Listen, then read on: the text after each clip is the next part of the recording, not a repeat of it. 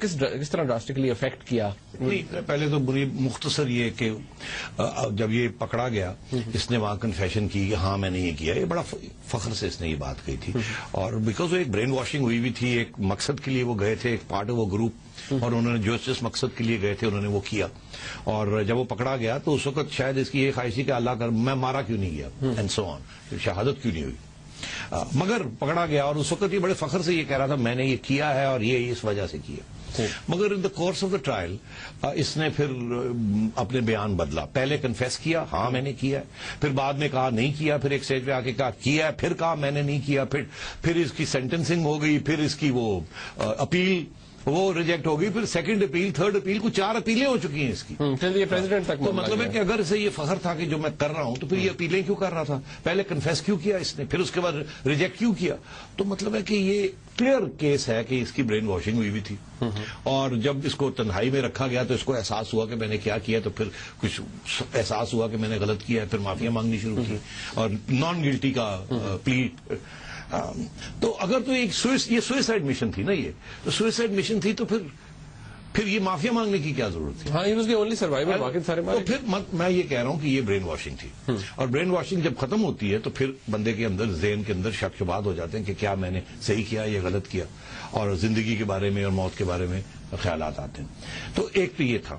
دوسری بات یہ تھی کہ دوسری چیز جو اسٹیبلش ہوئی کہ ان کے ساتھی پاکستان میں تھے، یہ اسٹیبلش ہو چکا ہے یہ، اور یہ صرف ہندوستان نے اور امریکہ نے اور بیرونی ملکوں نے اسٹیبلش نہیں کیا، ہم نے خود اسٹیبلش کیا. ایگزیکٹلی ہم نے کہا ہے، ہم نے ایڈمٹ کیا ہے آفیشلی، اور ہم نے لوگوں کو یہاں گرفتار کیا ہے اور ان کے خلاف ٹرائلز ہو رہی ہیں، اور اس ٹرائل کے دوران پولیس نے کافی انویسٹیگیشنز کی ہیں، پاکستان کی پولیس نے، اور انہوں نے اسٹیبلش کیا ہے کہ ان لوگوں نے کیسے یہ پلان کیا، کہاں گئے، کہاں ہوا، کہاں انہوں نے یہ ٹریننگ کی، کیسے پنجاب میں تھا، کراچی میں تھا، کے پی میں تھا، کہاں تھا، مانسیرا میں تھا، ایٹسٹرا ایٹسٹرا، پنجاب میں بھی تھا، اینڈ سو آن، اور کراچی میں، سندھ میں تھا. تو یہ ساری چیزیں اسٹیبلش ہو گئی ہیں.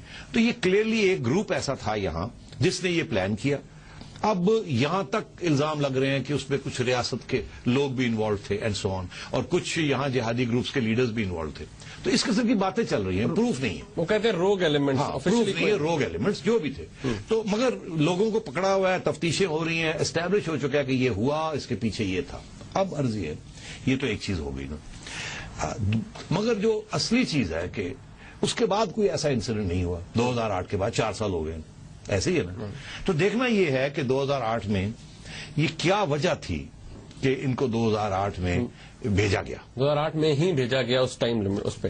یہ اسائنمنٹ 2008 میں کیوں ہوئی، 2006 میں کیوں نہیں ہوئی، 2005 میں کیوں نہیں ہوئی، 2007 میں کیوں نہیں ہوئی، 2009 میں نہیں، 2008 میں. 2008 میں اس لیے ہوئی کیونکہ جب زرداری صاحب کی حکومت آئی، آپ کو پتہ ہے زرداری صاحب پریزیڈنٹ بنے ہیں سپٹمبر میں، میرا خیال ہے 2008 میں، اور نومبر 2008 میں یہ ہو گیا. 2 مہینے کے بعد زرداری صاحب کے جیسے محترمہ بینظیر بھٹو جب 1988 میں آئی تھی تو سب سے پہلا ان کا بیان یہ تھا کہ ہم امن چاہتے ہیں، اور اس نیبرہڈ میں، اس ریجن میں، اور ہم ہندوستان کے ساتھ اب اپنے مسائل حل کریں گے اور ہم امن کی بات کریں گے. اور اس وقت ان کو سیکیورٹی رسک قرار دے کے ان کی چھٹی کرا دی. ٹھیک ہے. اب کیا ہوا، زرداری صاحب نے آ کے 2 باتیں کہیں. سب سے پہلے انہوں نے کہا کہ ہم ہندوستان کے ساتھ امن چاہتے ہیں، سب سے پہلے یہ کہا. اور جو بیک چینل مشرف صاحب نے کھولی ہوئی تھی، ہم اس کو آن کشمیر وغیرہ، ہم اس کو ریوائیو کرنا چاہتے ہیں. دوسری بات انہوں نے یہ کہی، اور یہ بڑی اہم تھی، کہ انہوں نے نیوکلیئر پروگرام کے اوپر ان کا ایک بیان آ گیا. انہوں نے ایک انٹرویو دی، کرن تھاپر صاحب ہیں دلی میں، ایک ٹیلی ویژن چینل کے اینکر ہیں، ان کی واقفیت ہے زرداری صاحب. انہوں نے ایک سکوپ مانگا کہ جی مجھے ایک انٹرویو دے دیں. زرداری صاحب نے غلطی سے ایک ایسا بیان دے دیا جو کہ ہماری پالیسی، اسٹیبلش پالیسی کے خلاف تھا. زرداری صاحب کو انہوں نے پوچھا کہ جی آپ یہ first strike, no first strike جو ہے یہ اس کے اوپر کیوں نہیں ہمارے ساتھ ٹریٹی سائن کرتے.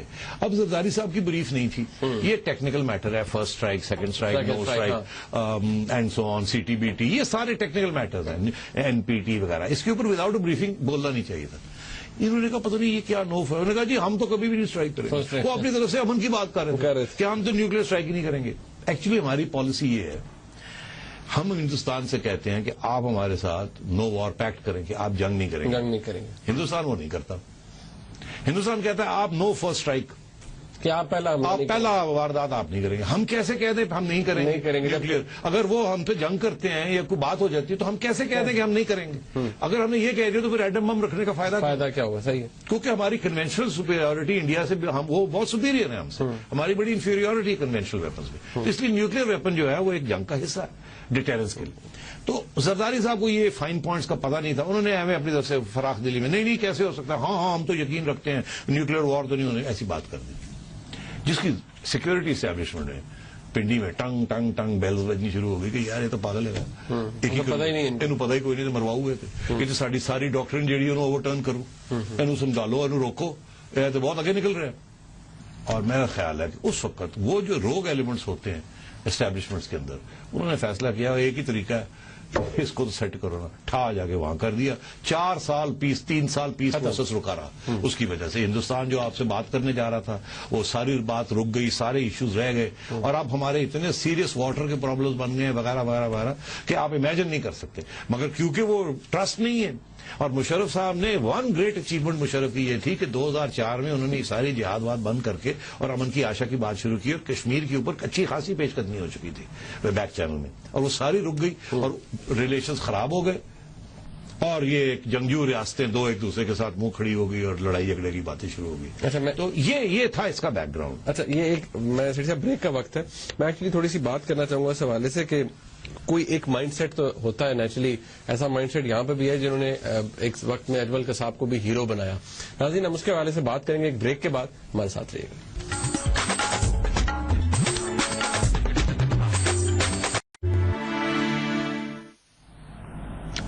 ناظرین اس سے پہلے کہ ہم قاضی صاحب پہ اٹیک کے حوالے سے بات کریں، سیٹھی صاحب ایک سوال، ریاست کا کیا مائنڈ سیٹ تھا اوبیسلی، اور بہت سے لوگوں کا کیا مائنڈ سیٹ تھا جب یہ اٹیک ہوا؟ نیچرلی آپ کو کیا لگتا ہے کہ یہ کس کی بات کر رہے ہیں؟ یہ اجمل قصاب کے حوالے سے جو واقعہ ہوا 2008 میں. ہاں ریاست کا کیا مائنڈ سیٹ تھا؟ پہلے تو ریاست کا یہ مائنڈ سیٹ تھا منیب کہ وہ اسٹیٹ آف ڈینائل میں تھے.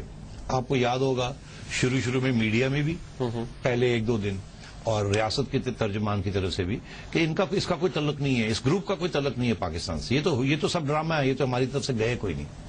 پھر ہمارے میڈیا کا یہ میڈیا نے ایکسپوز کیا اس چیز کو. انفیکٹ ہماری اپنی چینل کے لوگ اور رپورٹرز جو ہیں وہ گئے قصاب کے گاؤں، وہاں جا کے انہوں نے انٹرویوز کی. اس کے بعد BBC کی ٹیم گئی اور پھر جا کے یہ عوام کو یہ بتایا کہ نہیں یہ قصاب پنجاب سے ہے، فلانے پنڈ سے ہے، اور وہاں یہ حالات ہیں. اور پھر اچھی خاصی رپورٹنگ ہوئی اس کے اوپر. اور پھر یہ بھی رپورٹنگ ہوئی کہ حالانکہ ریاست کے لوگ کہہ رہے تھے کہ یہ یہاں کا ہے ہی نہیں. یہاں تک یہ ہوا کہ میڈیا رپورٹ کر رہا تھا کہ میڈیا مل آیا تھا جا کے. جب میڈیا دوسری دفعہ گیا تو ان کی ساری فیملی وہاں سے غائب تھی، اور وہاں کے لوگوں نے کہا کہ ایجنسیوں کے لوگ آئے تھے، لے گئے تھے ان کو، حفاظت میں لے لیا تھا. تو ایک تو اسٹیٹ آف ڈینائل تھی، وہ 2-3 سال چلی وہ اسٹیٹ آف ڈینائل. اب جا کے وہ کیونکہ ایویڈنس اتنی ہو گئی ہے تو انہوں نے فیصلہ کیا کہ مان لیں کہ ہاں یہ ہے.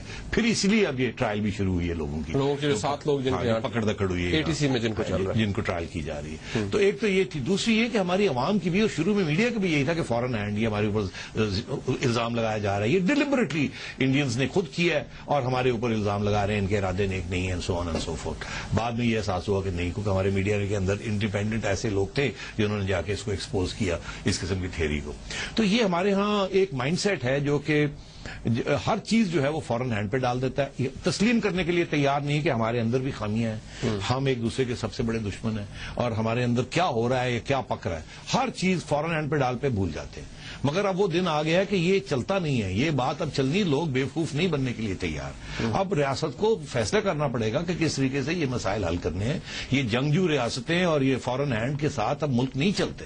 Fair enough. اچھا قاضی صاحب پر اٹیک ہوتا ہے، پہلے تو یہ بہت سے لوگ یہ بھی کہہ رہے ہیں کہ دیکھیں اتنا شاید ریپریشن